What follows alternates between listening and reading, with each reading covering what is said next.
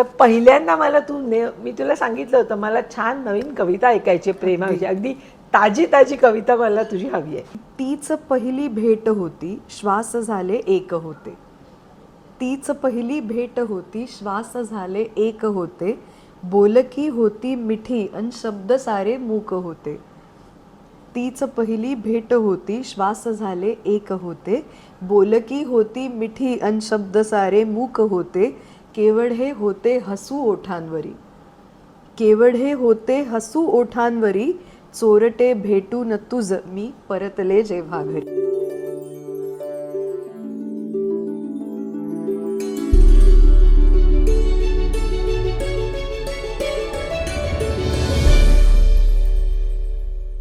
नमस्कार.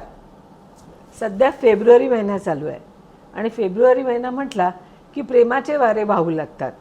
सगळीकडे छान गुलाबी रंग पसरलेला असतो आणि अशा या वातावरणात आपल्याला आपल्या कॉलेजचे दिवस आठवतात. कॉलेजचे दिवस, आपलं पहिलं प्रेम, आपलं कोणावर तरी क्रश असतं, ते एखाद्या विद्यार्थ्याचं प्राध्यापिकेवर असतं किंवा एखाद्या मुलीला एखादा प्राध्यापक खूप आवडू लागतो किंवा वर्गातला सहचारी कोणी असेल, जर मित्र असेल, पहिलं क्रश जे त्याला आठवतं, आपल्याला आठवतं ते याच दिवसात. तेव्हा हे प्रेमाचा रंग, हे प्रेमाचे दिवस आपल्याला आठवतात आणि मग आठवते ती आपल्याला पाडगावकरांची कविता. प्रेम म्हणजे प्रेम म्हणजे प्रेम असतं, ते तुमचं आमचं सेम असतं. तर आता हाच विषय निघाला आहे, तर आपल्याकडे गप्पा मारायला आज माझ्याकडे स्पृहा जोशी आली आहे. आणि तुम्हाला माहिती आहे ती किती सुंदर कविता करते. तिचं कविता वाचन, अभिनेत्री म्हणून तर ती मोठी आहेच, परंतु काव्य वाचन हा तिचा हातखंड आहे. तर मी तिला आज बोलवलेलं आहे. नमस्कार. तर पहिल्यांदा मी तुला सांगितलं होतं मला छान नवीन कविता ऐकायची प्रेमाविषयी, अगदी ताजी ताजी कविता मला तुझी हवी आहे. तर सांग. अगदी ताजी ताजी ऐकवते, म्हणजे इतकी ताजी आहे की मला पाठ नाही आहे ती अजून. लिटरली गेल्या आठवड्यात वगैरे लिहिलेली कविता आहे. आणि आता तुम्ही म्हणालात की आपल्याला या दिवसांमध्ये कॉलेजमधलं आपलं पहिलं क्रश आणि सगळं आठवतं. आणि ते जे फिलिंग असतं एखाद्या मुलाला भेटल्यानंतर, किंवा मी मुलाला म्हणते कारण मी मुलीच्या दृष्टिकोनातून ऑफकोर्स कविता लिहिली आहे, पण आपल्या आवडत्या व्यक्तीशी पहिल्यांदा आपण जेव्हा ती भेट घेतो आणि त्याच्यानंतर जेव्हा घरी परत जात असतो तेव्हा इतक्या गोष्टी मनात येत असतात आणि फुलपाखरं उडत असतात पोटामध्ये. तर त्या वयाची पण ती गंमत असते. सो ती एक कविता ऐकवते की जस्ट आपल्या प्रियकराला किंवा आपल्या क्रशला भेटून एक मुलगी घरी परत निघाली आहे तिच्या, तर काय तिच्या मनात येत असेल की तीच पहिली भेट होती, श्वास झाले एक होते. तीच पहिली भेट होती, श्वास झाले एक होते. बोलकी होती मिठी अन शब्द सारे मूक होते. तीच पहिली भेट होती, श्वास झाले एक होते. बोलकी होती मिठी अन शब्द सारे मूक होते. केवळ हे होते हसू ओठांवरी. केवळ हे होते हसू ओठांवरी. चोरटे भेटून तुझ मी परतले जेव्हा घरी. अंतरीचे गुज सारे काजव्यांनी ऐकले. त्या चोरटेपणाची पण एक मजा असते की आपण कोणाला सांगितलं नाहीये, कोणाला माहित नाहीये, लपवून छपवून सगळ्या गोष्टी करतो आहोत. त्यामुळे केवढे होते हसू ओठांवरी. चोरटे भेटून तुझ मी परतले जेव्हा घरी. अंतरीचे गुज सारे काजव्यांनी ऐकले. सोबतीच्या या सुखाचे पारडे ओथंबले. अंतरीचे गुज सारे काजव्यांनी ऐकले. सोबतीच्या या सुखाचे पारडे ओथंबले. तन मनातून वाजली मग बासरी. केवळ हे होते हसू ओठांवरी. चोरटे भेटून तुझ मी परतले जेव्हा घरी. आणि काय काय होते आसपास असं वाटत असतं की रातराणी धीट झाली, चांदणेही थांबले. रातराणी धीट झाली, चांदणेही थांबले. भान नव्हते या मनाला, हात होते गुंफले. देह मायावी नितळ मन कस्तुरी. देह मायावी नितळ मन कस्तुरी. केवळ हे होते हसू ओठांवरी. चोरटे भेटून तुझ मी परतले जेव्हा घरी. चोरटे भेटून तुझ मी परतले जेव्हा घरी. सुंदर, खूप छान. छान शब्द गुंफले सगळी. आणि आता हा जो सीझन चाललाय त्याच्यासाठी अगदी परफेक्ट कविता होती ही. खूपच छान. आता प्रेमाविषयी आपण बोलतो आहोत, तर तुझं प्रेमाविषयी तुझ्या काय भावना आहेत, किंवा प्रेम म्हणजे काय, असं काय म्हणू शकशील तू, काय त्याची व्याख्या करशील? आपलं मला वाटतं जसं वय बदलत जातं, म्हणजे आपण जसे जसे आणखी आणखी मोठे होत जातो आणि वयाच्या वेगवेगळ्या टप्प्यांवरती आपण येत जातो, तशी तशी आपली ती व्याख्या बदलत जाते. बरोबर, आणि अगदी बरोबर. आपल्याला आसपासच्या लोकांचं आपल्याबद्दलचं प्रेम सुद्धा जास्त नव्याने उलगडायला लागतं, जाणवायला लागतं.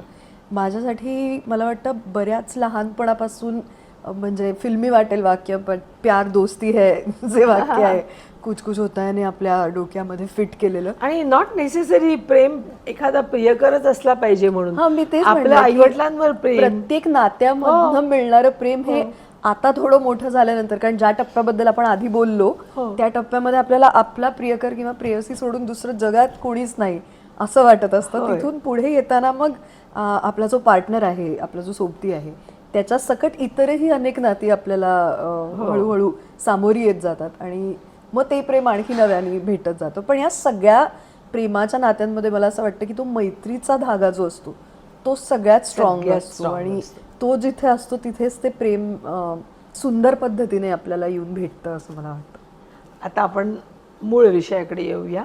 तू ऍक्टिंग मध्ये कशी काय आलीस, मी या क्षेत्राकडे कशी आलीस? हो नाही, या क्षेत्रात येण्यामागे पूर्णपणे वाटा हा विद्याताई पटवर्धनांचा आहे. माझी मैत्रीण होती ती. मी बालमोहन विद्या मंदिर शाळेची विद्यार्थिनी आहे आणि विद्याताई मला गुरु म्हणून लाभल्या. आणि पहिली त्यांनी जेव्हा मला संधी दिली स्टेजवर उभं राहायची, ती मी दुसरीत असताना दिली. मी खूप म्हणजे खूप काहीच कळत नसतं खरं तर तेव्हा, पण त्यांनी दिनूचं बिल नावाची एक एकांकिका आमची बसवली होती आणि ती आचार्य अत्रेंची कथा आहे आणि त्यामध्ये मी दिनूचं काम केलं होतं. सो तेव्हा मी खूप टॉमबॉईश आणि अशी होते, बॉयकट होता आणि मुलासारखीच फिरायचे, तसंच सगळा ॲटिट्यूड होता. तर विद्यार्थ्यांनी मला कास्ट केलं पहिल्यांदा आणि मग त्यानंतर तिथे त्यांनी जो आय थिंक हात धरला माझा तो सोडलाच नाही परत मग कधी. पहिली तशी अभिनयाची टेलिव्हिजनवरची संधी पण विद्यार्थ्यांमुळे मिळाली. देधमाल नावाची मालिका आम्ही, तेव्हा अल्फा मराठी होतं त्या चॅनेलवरती, त्यांनी स्वतः तिची निर्मिती केली होती आणि आम्ही बालमोहनची सगळी मुलं त्या शोमध्ये होतो. आणि ते जे पहिलं एक्सपोजर असतं ते स्टेजचं असेल किंवा मालिकेत काम करायचं असेल, मला वाटतं माझा पहिला म्हणजे अँकरिंग ज्याला म्हणतो आपण, निवेदन सूत्रसंचालन, ते मला आता नंतर सूरनवा ध्यासनवा वगैरे झाल्यानंतर लोक कौतुकाने विचारतात की कसं काय तू अँकरिंग करायला लागलीस ॲक्टिंग करताना. तर त्याची सुद्धा सुरुवात ही विद्यार्थ्यांमुळे झाली. म्हणजे शाळेतले जे अनेक कार्यक्रम असायचे त्यात त्या आम्हाला उभं करायच्या स्टेजवरती की नाही तुम्ही सूत्रसंचालन करायला पाहिजे, ती स्क्रिप्ट तुमची तुम्ही लिहायला पाहिजे. मग त्याच्यासाठी काय पुस्तकं लागतील ती, मग त्यांच्यासोबत बसून आम्ही स्क्रिप्ट्स लिहायचो. आम्ही शाळेत खूप मजा केली विद्यार्थ्यांमुळे आणि मला वाटतं की तिथे तो पाया घातला गेला. तेव्हा असं वाटलं नव्हतं की आपण प्रोफेशनली ॲक्टिंग करू, पण मला वाटतं की आत्मविश्वास जो तुमच्यात तयार होत जातो, मला स्टेजची भीती वाटलीच नाही. ती न वाटण्याचं कारण भीती म्हणजे काय हे कळण्याच्या अगोदरच त्यांनी आम्हाला स्टेजवर उभं राहायला शिकवलं. तो पूर्ण जो वाटा आहे या क्षेत्रात मी असण्याचा, तो त्याचं पूर्ण श्रेय विद्याताईंचं आहे. मला एक आठवतं, एक सिरियल होती, मला आता पटकन नाव नाही आठवत, कुहूची भूमिका तू केली होती. एका लग्नाची आणि दुसरी गोष्ट. मला वाटतं 15-16 वर्षाची होतीस तू त्यावेळेला, अशी लहान मुलगी होती आणि तू असं जाता जाता कविता करायची. तर मला वाटायचं ही मुलगी खरोखरच, म्हणजे त्याला माहीत नव्हतं तू कविता करते वगैरे, तू असं टला ट जोडून छोट्या छोट्या कविता करायचीस, अशी तुझी भूमिका होती ती. पण त्याला इतकी भूमिका ती चांगली वाटली होती की वाटायचं रिअल लाईफमध्ये पण ही मुलगी अशीच असणार. तर ती रिअल स्पृहा आणि रंगमंचावरची किंवा सिरियलमध्ये भूमिका करणारी स्पृहा, यात फरक काय? एकतर ही जी भूमिका तुम्ही म्हणताय कुहू नावाची, ती एका लग्नाची दुसरी गोष्ट मालिका पुन्हा एकदा झी मराठीवरचीच मालिका होती आणि ह्याचं सगळं जे काही आहे म्हणजे त्या ज्या कविता होत्या ते मला अनेक लोक विचारतात की त्या कविता तुझ्याच होत्या का? एक्झॅक्टली, कारण तू अशा तऱ्हेने प्रेझेंट करायची की असं वाटायचं त्या कविता तूच लिहिल्यास. नाही, पण त्या लिहिल्या होत्या आमची लेखिका म्हणजे डायलॉग रायटर जी होती मनस्विनी लता रवींद्र, तिने त्या कविता लिहिल्या होत्या. चिन्मय मांडलेकर ज्याने स्क्रीन प्ले केला, मनस्विनी जिने ते पात्र इतकं सुंदर तिच्या पात्र, आणि सतीश राजवाडे, विनोद लव्हेकर ज्यांनी ही मालिका दिग्दर्शित केली, त्यांचं हे सगळं खरं तर श्रेय आहे असं मला वाटतं. आणि प्रत्यक्ष आयुष्यात मला असं तेव्हाही खूप व्हायचं की आपण हे जे करतोय ते त्याच्यात फार थिन लाईन आहे, म्हणजे ती कधी वेडी मुलगी वाटू शकते. एक क्रॅक ज्याला आपण म्हणतो तो क्रॅकनेस पुरेपूर भरलेली अशी ती मुलगी होती. पण ते इतकं गोड कॅरेक्टर होतं, इतकं खरं खरं कॅरेक्टर होतं. खऱ्या आयुष्यात आपण तितक्या खरेपणाने जगत नाही आपल्या. सो आपलं म्हणजे कुहूच्या जे डोक्यात यायचं ते ती बोलायची, किंवा जे तिच्या मनात यायचं ते ती बोलायची, ती बोलून मोकळी व्हायची. आणि तितकं नितळ आपल्याला राहता येत नाही खऱ्या आयुष्यामध्ये, जशी मी नाही आहे. म्हणजे तेवढे तर डिप्लोमॅटिक आपण सगळेच वागत असतो, सगळ्याच इतर शक्यतांचा विचार करून मग आपण फार पॉलिटिकली करेक्ट आपल्या सगळ्या गोष्टी बोलत असतो, वावरत असतो तसे. तर डेफिनेटली हा फरक आमच्यात नक्कीच आहे. ती कुहू जितकी स्वप्नाळू होती तितकी खऱ्या आयुष्यातली स्पृहा निश्चित स्वप्नाळू नाही, ती जास्त प्रॅक्टिकल आहे. पण ते जे फॅन्टसीचं विश्व आहे त्याच्याशी मी नक्की रिलेट करू शकते. म्हणजे इफ ऑल काय म्हणतो, एका आयडियल जगात आपण समजा राहत असतो तर मला कुहू म्हणून जगायला निश्चित आवडलं असतं. आता तू इतक्या वेगवेगळ्या भूमिका केलेल्या आहेत, इतक्या वेगवेगळ्या भूमिका केल्या, प्रत्येक ह्याच्यात तुझी भूमिका वेगळ्या प्रकारची होती. तर तुझ्या अनेक सिरियल, चित्रपट ह्याच्यापैकी तुला आवडलेली भूमिका कोणती, आणि तुझ्या त्या भूमिकेंविषयी, वेगवेगळ्या भूमिकेंविषयी तर अगदी थोडक्यात सांग. तुम्ही म्हणालात तसं मी फार लकी आहे या बाबतीत की माझ्याकडे खूप छान भूमिका येत गेल्या. कामातून काम मिळणं ज्याला म्हणतो तसं होत गेलं एकतर. पण नाटकात असेल किंवा मालिकांमध्ये असेल, सिनेमातही काही काही फार सुंदर भूमिका वाटायला आल्या. सगळ्यात आव्हानात्मक म्हणायचं झालं तर मला असं वाटतं रमाबाईंची भूमिका जी उंच माझा झोकामध्ये मी केली, रमाबाई रानडेंची, तीच सगळ्यात आजपर्यंतची तशी आव्हानात्मक भूमिका आहे. कारण त्यामध्ये ग्राफ होता, म्हणजे वयाच्या 15व्या वर्षीपासून ते 60व्या वर्षीपर्यंत रमाबाईंचा जो सगळा आयुष्याचा पट होता तो उलगडायचा होता. आणि ती मालिका जेव्हा मी केली तेव्हा माझं वय 22-23 वर्षांचं होतं. सो लहानपणीच्या भूमिकेशी असोसिएट करणं सोपं गेलं. म्हणजे तरुणपणातल्या ज्या रमाबाई होत्या तेही निभावून ते निभावून देणं तुलनेने सोपं गेलं.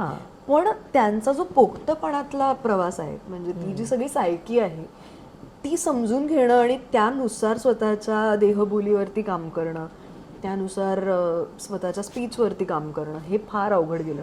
आणि अवघड गेलं म्हणजे तसं जायलाच पाहिजे तरच ऍक्टर म्हणून आपल्याला मजा येत असते. म्हणजे कष्ट करावे लागले. आणि पुन्हा एकदा त्यामध्ये आमच्या ज्या लेखिका होत्या अरुणाताई जोगळेकर, ज्यांनी अप्रतिम संवाद लिहिले होते मालिकेचे, आणि वीरेंद्र प्रधान जे आमचे दिग्दर्शक होते.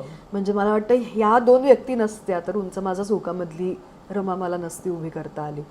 तर तो सगळा प्रवास माझ्यासाठी फार, अजूनही आता मालिका संपूनच जवळपास 15 वर्ष होतील. इतके पटापट दिवस जातात आपल्याला कळत पण नाही. पण 2000 मला वाटतं 12 साली आम्ही उंच माझा झोका केली आहे. आता 2026 मध्ये आपण आहोत. इतक्या वर्षांनंतर सुद्धा आजही मला भेटल्यानंतर प्रेक्षक रमाबाई रानडेंची भूमिका आणि त्या भूमिकेची आठवण काढतात. तर असं वाटतं की केवढी एखादी छोटीशी मालिका सुद्धा किती मोठा परिणाम प्रेक्षकांवरती करून गेलेली असते. आणि त्या तशा मालिकेचा, त्या प्रोजेक्टचा भाग होता येणं हे मला वाटतं फार आनंदाचा भाग आहे माझ्यासाठी. आत्ताच तू अरुणाताईंचं नाव घेतलं. अरुणा जोगळेकर यांनी माझी एक सिरियल लिहिली होती पाषाणपती म्हणून, दूरदर्शनवर झाली होती ती सिरियल, आणि खूप सुंदर, म्हणजे खूप सुंदर लिहिली. त्यांचं लिखाण फारच छान आहे. याबरोबरच अजून कुठल्या वेगळ्या भूमिका केल्यास की ज्या तुझ्या लक्षात राहतील, आमच्याही ज्या लक्षात राहिल्या, अशा कुठल्या? एका लग्नाची तिसरी गोष्ट मधली माझी भूमिका पण मला खूप आवडली होती. ईशा नावाचं कॅरेक्टर होतं. आणि ते पुन्हा मला असं वाटतं की उंच माझा झोकाने जी एक इमेज तयार केली होती तिला ब्रेक करणारी ती भूमिका होती. सो ऍक्टर म्हणून आपण जे वेगवेगळ्या पद्धतीचं आपण काम आपल्याला मिळावं असं आपल्याला वाटत असतं. आणि बऱ्याचदा असं होतं की एखादी मायथॉलॉजिकल किंवा हिस्टॉरिकल सिरियल केल्यानंतर किंवा सिनेमा केल्यानंतर आपण त्याच इमेजमध्ये अडकायचा धोका असतो. तर ते एका लग्नाची तिसरी गोष्टमुळे झालं नाही माझ्या बाबतीत. मी लगेचच दुसऱ्या भूमिकेमध्ये प्रेक्षकांना दिसले आणि ती पण फार सुंदर लिहिली गेलेली आणि आम्ही सगळ्यांनी फार एन्जॉय केलेली अशी मालिका होती. ती एक भूमिका मला खूप आवडते. नाटकामध्ये मला ॲक्च्युली व्यावसायिक नाटकांमध्ये ज्या भूमिका करायला मिळाल्या त्या ॲक्टर म्हणून फार सुखावणाऱ्या भूमिका आहेत. म्हणजे नांदी असेल, समुद्र, डोंट वरी बी हॅपी. समुद्रमधली नंदिनी, समुद्र ही मिलिंद बोकिलांची कादंबरी आहे आणि त्यावरती आम्ही नाटक केलं होतं. ती नंदिनी पुन्हा माझ्यापेक्षा वयाने मोठी असलेली व्यक्तिरेखा होती. तर ती करणं आणि ते अख्खं सगळं तिचं भावविश्व समजून घेणं आणि ते 2 पात्री नाटक होतं. तर ते माझ्यासाठी अतिशयच आव्हानात्मक होतं. डोंट वरी बी हॅपीमधली जी भूमिका होती ती अशीच आणखीन एक वेगळी आणि आजच्या काळाचं प्रतिनिधित्व करणारी अशी भूमिका होती. पुन्हा आत्ता मी पुरुष नाटक करते जे क्लासिक पुरुष नाटकाकडे. सो पुरुषमधली भूमिका पुन्हा एकदा अतिशय अंगावर येणारी आणि मला रोज उठून एक अभिनेत्री म्हणून आव्हान देणारी अशी भूमिका आहे. सो आणि रीमा लागूने गाजवली. रीमा लागू नंतर नाना पाटेकर, म्हणजे सगळीच टीम ती छान होती पूर्वीची. आणि आम्ही जो आत्ता प्रयोग सादर करतो तो फार प्रेक्षक त्याला दाद देतात अशा अर्थी की आजच्या काळामध्ये हा विषय मांडला जाणं फार महत्त्वाचं होऊन बसले.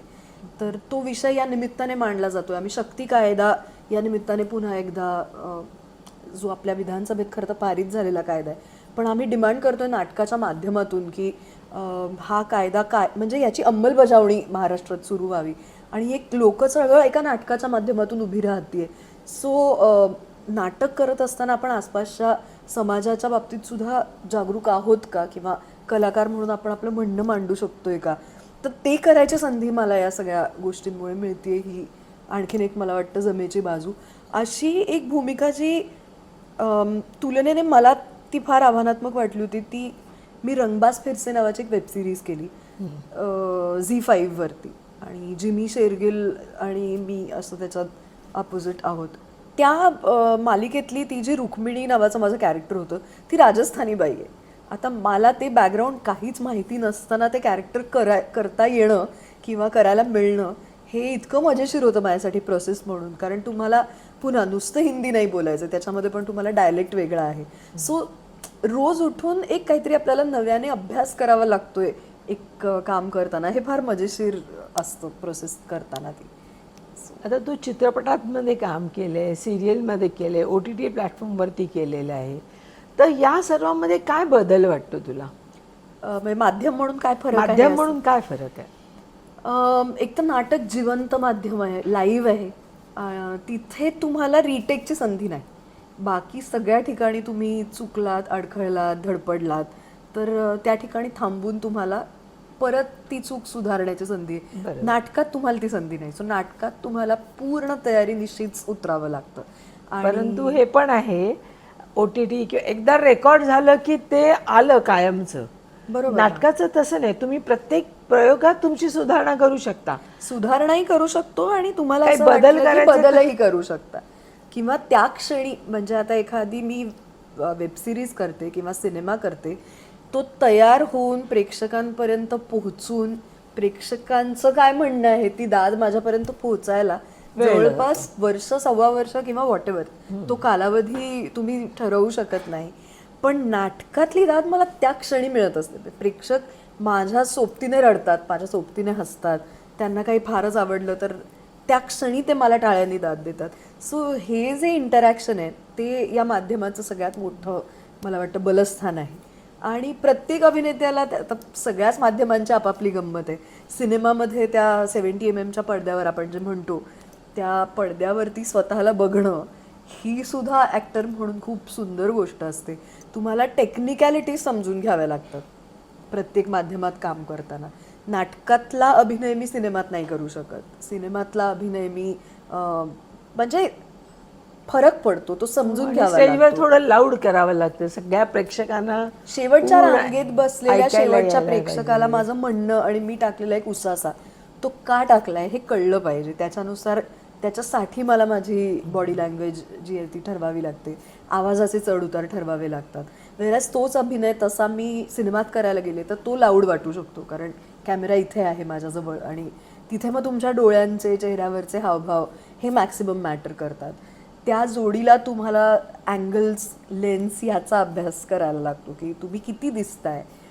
तुम्ही प्रचंड हातवारे करून जसे आपण नाटकात करतो तसे चालत नाही. त्या अँगलनुसार मग तुमचा क्लोज शॉट लागलाय का, मिड शॉट लागलाय का, मास्टर लागलाय, याच्यानुसार तुम्हाला ते टेक्निक बदलायला लागतं. सो प्रत्येक माध्यमाची त्याची त्याची गंमत आहे.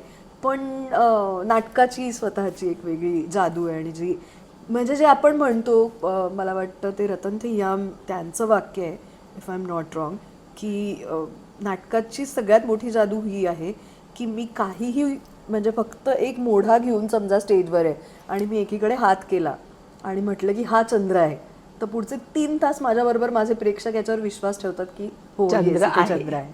काहीही आपण चंद्र दाखवावा लागत नाही. सो ह्यासारखं म्हणजे ॲक्टरला पॉवरफुल करणारं माध्यम हे नाटक हेच आहे निश्चित. आता तुला स्वतःला सिरियलमध्ये, नाटकामध्ये, चित्रपटांमध्ये समजा आले, तिन्ही प्रोजेक्ट आली, तर तू काय सिलेक्ट करशील? तुला काय आवडेल? नाटक आवडेल? एकाच वेळेला आले, एक नाटक आलं, एका सिरियल, आणि तिन्ही चांगले रोल आहेत आणि तुला एकच स्वीकारायचं आहे, सगळ्यात त्याला आधी न्याय देण्यासाठी. एकतर तुमच्या तोंडात साखर पडो ही प्रार्थना प्रत्यक्षात येऊ, इतकं चूज करण्याचं काय भाग्य मला मिळो अभिनेत्री म्हणून, अशी मी प्रार्थना करते या निमित्ताने. आणि ह्या विशेष लवकरात लवकर सफल व्हाव्यात अशी माझी इच्छा आहेच आहे. नाही, यासारखं सुख नाही. म्हणजे to be able to choose ही मला वाटतं ॲक्टरच्या आयुष्यातली सगळ्यात मोठी लक्झरी आहे आत्ता. म्हणजे मला थोडक्यात विचारायचं, तुला नाटकात काम करायला आवडतं, सिरियलमध्ये की चित्रपटात? मला तिन्ही माध्यमं आवडतात, पण नाटक सगळ्यात जास्त आवडतं, हे खरंच आहे. पण प्रायोरिटी वाईज सुद्धा गोष्टी अनेकदा बदलतात. म्हणजे त्या क्षणी मला काय प्रोफेशनली, पर्सनली, फिनॅन्शियली सगळ्या दृष्टीने त्या वेळेचं कॉलिंग काय आहे त्याच्यानुसार मला वाटतं निर्णय बदलतो. पण कायमच माझा कल नाटकाकडे राहिलेला आहे. डेली सोप्स मधली गंमत आणखीन वेगळी आहे. डेली सोप हे तुम्हाला सिक्युअर करणारं माध्यम आहे पैशाच्या दृष्टीने, कारण ती एका परीने नोकरी केल्यासारखं आहे की असं म्हटलं जातं ना, अर्धी मीठ भाकर का होईना पण हमखास मिळत असते. हमखास ऑफकोर्स. आणि त्यामुळे त्या माध्यमाला आपण नाकारू शकत नाही, तिचं महत्त्व आपण कुठल्या पद्धतीने कमी करू शकत नाही. त्या ॲक्टरला सिक्युअर करणारं माध्यम आहे. कारण फार अस्थिर क्षेत्र आहे आणि तिथे तुम्ही प्रत्येक वेळेला मी म्हटलं तसं त्या निवडीची लक्झरी तुम्हाला मिळते असं नाही आहे. सिनेमामध्ये पण पुन्हा तेच आहे, तो सिनेमा काय आहे, कोण करतंय, तो केल्यानंतर तो पोहोचण्याची शक्यता किती आहेत. आणि हेच क्रायटेरिया नाटकालाही लागू होतात बरं का. म्हणजे आपण नाटकाला जेव्हा वेळ देतो, एका नाटकाची तालीम आम्ही 1.5 महिना करतो. 1.5 महिना इतर काही, आणि तालमीचे पैसे मिळत नाहीत अभिनेत्यांना किंवा अभिनेत्रींना. प्रयोग सुरू झाल्यानंतर तुम्हाला नाटकात पैसे मिळतात. पण ते नाटक मग कशा पद्धतीने लोकांपर्यंत पोहोचणार आहे, ती निर्मिती संस्था तितकी सक्षम आहे का, नाटकाचे दिग्दर्शक कोण आहेत, सहकलाकार कोण आहेत, आपल्या इतका वेळ आणि आपल्या इतकी इन्व्हॉल्वमेंट आपली टीम दाखवणार आहे का, ते तितके कमिटेड आहेत का, कारण तरच प्रयोग होऊ शकतात. आणि जर प्रयोग झाले नाहीत नाटकाचे तर ते नाटक व्हायबल होत नाही. सो अशा मल्टिपल गोष्टींचा विचार करून मग त्यावेळेला तो कॉल घेता येतो की आपण कुठली भूमिका करणार आहोत. पण मला असं वाटतं की विषय, आशय हे आधी येतात कुठल्याही प्रोजेक्टला स्वीकारताना किंवा नाकारताना. आणि त्यानंतर मग तुमचं कॅरेक्टर कशा पद्धतीने लिहिलं गेलंय, त्या भूमिकेचं स्वतःचं काही म्हणणं आहे का, नाट्य घडून येण्यासाठी ती भूमिका कुठल्या पद्धतीने कॅटलिस्ट आहे का, हे सगळं मी तरी ह्याचा विचार निश्चित करते. आता आजचीच गोष्ट घे, आपली मीटिंग खूप आधी ठरली होती शूटिंगचं हे, परंतु तू एका चित्रपटाच्या मीटिंगमध्ये बिझी होतीस. तर चित्रपट स्वीकारताना तू तुझ्या भूमिके कशा, म्हणजे काय विचार करतेस आणि ती भूमिका स्वीकारतेस? म्हणजे आता तुला मीटिंगमध्ये तू इतका वेळ अडकली, म्हणजे आय एम शुअर की नक्कीच तू ती ॲक्सेप्ट केलीस भूमिका, पण ते करताना तुझ्या मनात काय विचार आले की मी ही भूमिका, म्हणजे कुठलाही ॲक्सेप्ट करताना तू काय विचार काय करतेस थोडक्यात? मी जसं आता मगाशी म्हणत होते तेच, नाटकाचा विषय सांगितलं, आणि बऱ्यापैकी तेच चित्रपटालाही लागू होतं की मुळात कशी लिहिली गेली आहे फिल्म, म्हणजे फार वर्बोज आहे का, म्हणजे दृश्यात्मकता ज्याला म्हणतो, की सिनेमाची एक भाषा असते, बऱ्याचदा शब्दबंबाळ पद्धतीने स्क्रिप्ट लिहून येते. मग तेव्हा असं वाटतं की हेच आपण दृश्यात्मकतेत दाखवू शकतोय का, टेक्निकल टीम काय आहे, सहकलाकार काय आहेत, हे सगळं मी नंतरचं म्हणते हा. म्हणजे हो. प्रामुख्याने पुन्हा एकदा तोच विषय असतो की आशय काय, विषय काय, भूमिका काय, त्या भूमिकेचं म्हणणं काय आहे. पॉझिटिव्ह निगेटिव्हशी मला प्रॉब्लेम नाही आहे. मला मुळात निगेटिव्ह भूमिका विचारतच नाहीत लोक. मला फार वाईट वाटतं. आणि मला डेस्परेटली खलनायिकेची भूमिका करायची पण कुठेतरी. त्याच्यात काहीतरी तुझ्यात खलनायिकेसारखं असलं पाहिजे ना, तू थोडी तरी दिसली पाहिजेस ना. पण गंमत तीच येईल की नाही की मी तू न इतकी दिसता गोड आहे समजा- तुझी, इतकी गोड दिसणारी खलनायिका कसं लोक ऍक्सेप्ट करतील सांग? गंमत तीच आहे. समजा असं झालं की ही दिसत तर नाही पण हिनेच काहीतरी झोल केलाय असं समजा शेवटी कळलं तर कदाचित ते सरप्राईज म्हणून फार मजेशीर होऊ शकतं. आणि मला असं वाटतं की खूप चॅलेंजिंग सुद्धा धक्के. होऊ शकतं. लोकांना धक्के हवे धक्कातंत्र. असतात. तो विचार मी नक्की करते. किंवा चित्रपटाच्या बाबतीत हाही विचार येतो की हा पोचणार कसा आहे. मराठी सिनेमा आहे, हिंदी आहे, कोण निर्माते आहेत, पैसे आपल्याला मिळणार आहेत का नाही मिळणार आहेत, म्हणजे ते देण्याची कपॅसिटी तेवढी स्ट्रॉंग ते निर्मिती संस्था आहे का नाही आहे, त्याचं मार्केटिंग कसं होणार आहे, त्या सिनेमाला तो सिनेमा लोकांपर्यंत पोहोचावा यासाठी त्यांच्या काही आत्ता ठरलेल्या स्ट्रॅटेजीज आहेत का, दिग्दर्शक सगळ्यात महत्त्वाचा भाग तो कोण आहे, त्याची काय विजन आहे त्या सिनेमाला घेऊन, अशा अनेक गोष्टींचा विचार करून मग सिनेमा घ्यायचा की नाही हे ठरतंच फायनली. तू धुरंधर हा चित्रपट पाहिलायस का ग? नाही बघितला मी. आत्ता तू म्हणाली शब्द बंबाळ, रक्त बंबाळ असं आहे का, मी पाहते. त्याच्यावर मला असं वाटतं की आजकाल जे चित्रपट बनत आहेत ते इतका रक्तपात दाखवला जातो, शिवीगाळ, म्हणून म्हटलं शब्द बंबाळ, रक्त बंबाळ. तर त्याच्याविषयी तुझं काय म्हणणं आहे? आता मला असं वाटतं की जे विकलं जातंय ते बनतंय. स्ट्रेट उत्तर त्याचं हे आहे. म्हणजे आता OTT प्लॅटफॉर्म्सवरती आपल्याला it is all data driven, काहीच लपून राहत नाही. आपल्याला डेटा कळतो, कुठल्या पद्धतीच्या स्टोरीजना रिस्पॉन्स आहे हे आपल्याला कळतं. आत्ता ओव्हरऑल काय लाट आहे समाजामध्ये त्यानुसार सुद्धा कुठला सिनेमा चालतो हे आपल्या समोर आहेत सिनेमे. पण असं नाही वाटत तुला जे बनतंय म्हणून ते लोक पाहतायत, पण छान चित्रपट, छान एखादी प्रेम कहाणी बनवली किंवा लहान मुलांसाठी चित्रपट बनवले गेले तर लोक ते पाहतील. लोक पाहत नाही आहेत ना क्लिअरली. पण तसे बनत नाही आहेत म्हणून पाहत नाही नाही. असं नाहीये. सिनेमे बनत नाही असं नाहीये. विशेष सर्कल ज्याला म्हणतो त्या पद्धतीची गोष्ट आहे. असे सिनेमे बनतच नाही आहेत असं नाहीये. मराठीमध्ये काय, हिंदीमध्ये काय, एक वेगळ्या पद्धतीचे सिनेमे बनत राहतात. पण पुन्हा तेच आहे, ते चालतायत का, हे सिनेमे बनल्यानंतरचं त्यांचं भवितव्य काय आहे. म्हण ना लगेच तुमचा चित्रपट घ्या श्यामची आई चालला का, विचार ना. आपल्या समोर आहे उदाहरण. इतका सुंदर बनलेला सिनेमा, नॅशनल लेवल पर्यंत ज्याचं कौतुक झालं, राष्ट्रीय पुरस्कारांमध्ये त्याला सन्मानित केलं गेलं, पण तिकीट बारीवरती आपल्याला let us be very practical about it, कोणी आलं नाही. नाही येत आहेत लोक सिनेमे बघायला. आणि त्याची वेगळी ते इतकं कॉम्प्लिकेटेड होऊन बसलेलं आहे सध्या. बनवायचं अनेकांना अनेक गोष्टी आहेत, पण त्याच्यासाठीचं इन्फ्रास्ट्रक्चर, त्याच्यासाठी ची इच्छाशक्ती, ह्याचं काय करायचं. बरोबर आहे. त्यामुळे आणि परत एकदा मला असं वाटतं की पॉप्युलर गोष्टी ह्या चांगल्याच असतील असंही नाही, आणि सगळ्या चांगल्या गोष्टी ह्या पॉप्युलर लोकप्रिय होतातच असंही नाही. सो हा एक फरक नेहमीच राहिलेला आहे, तो आत्ताच्याही काळात आपल्याला बघायला मिळतो. OTT हे माध्यम सध्या आहे सिनेमे पोहोचवायचं लोकांपर्यंत. तिथे त्यांना समजा थ्रिलर आणि अशाच गोष्टी आपण जे म्हणतोय रक्तपात आणि हे सगळं तिथे ते चालतंय, डेटा आहे त्यांच्याकडे, लोक ते बघण्यासाठी जास्त आकृष्ट होत आहेत.